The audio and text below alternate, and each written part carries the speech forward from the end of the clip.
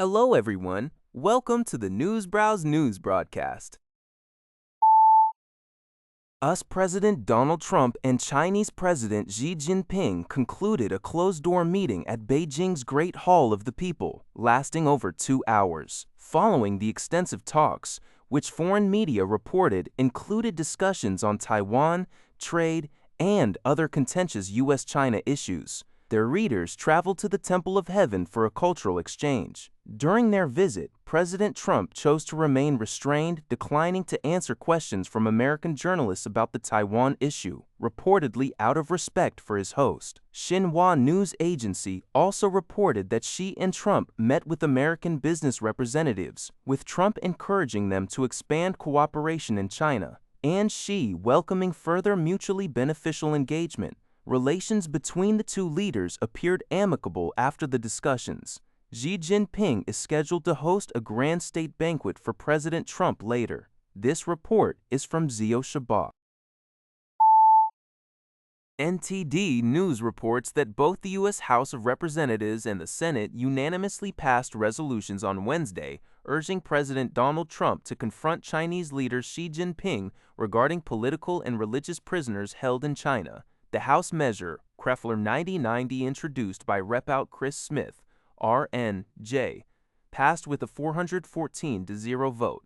It specifically named 5 individuals: Pastor Jin Mingri, Pastor Gao Quanfu and his wife Peng Yu, Jimmy Lai, and Dr. Gulshan Abbas, stating they were unfairly punished for exercising fundamental freedoms. Senator Ted Cruz, R. Texas, and Senator Dick Durbin, DEEL, sponsored the similar Senate resolution, which also passed unanimously. Both senators emphasized that the resolutions underscore America's commitment to human rights and urged President Trump to raise these cases directly with Xi Jinping during his current visit to China.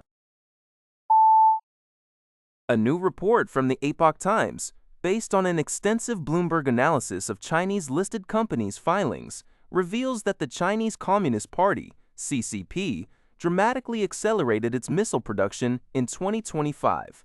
This surge marks the largest increase since Xi Jinping came to power in 2013.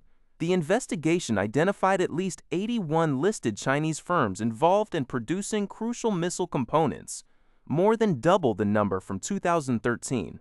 Notably, almost 40% of these companies experienced their best sales performance in 2025 under Xi's leadership, generating a total of 189 billion RMB, approximately 28 billion USD, a 20% annual increase. This growth stands in stark contrast to the overall decline in revenue for China's 300 largest listed companies, underscoring Beijing's aggressive expansion of its missile program. Analysts, including Becca Wasser from the Middlebury Institute, suggest both the U.S. and China are building up arsenals for potential prolonged conflict. The Pentagon estimates that by 2024, the CCP possessed at least 3,150 ballistic missiles and 300 ground-launched cruise missiles, representing significant increases since 2015. This expansion is seen as supporting potential military action against Taiwan and other targets in the Indo-Pacific, such as Guam. According to NHK, Russian Foreign Minister Sergei Lavrov has indicated that Moscow would not oppose Japan importing Russian crude oil if Tokyo wishes to do so.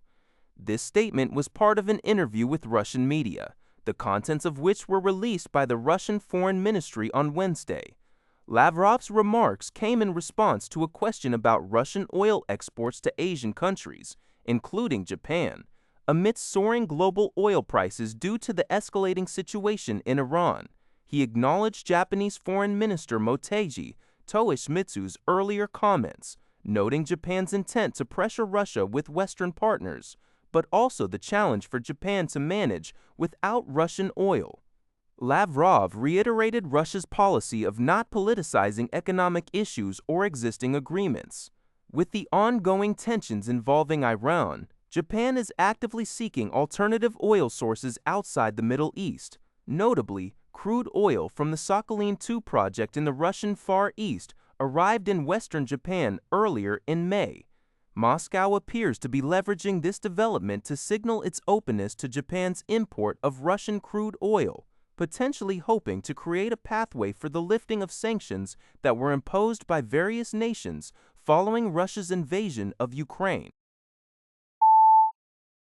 From the Asahi Shimbun, British Prime Minister Keir Starmer is confronting a severe political crisis, as his health minister, Wes Streeting, is reportedly preparing to resign and launch a formal leadership challenge. This development comes on Wednesday, May 13th, just as King Charles was outlining the government's agenda, a ceremony now overshadowed by the potential revolt. The Times newspaper reported Streeting's plans to resign as early as Thursday, which could derail Starmer's entire policy program. The impending challenge follows Labour's significant defeats in recent local and regional elections, prompting calls for Starmer's resignation from numerous lawmakers.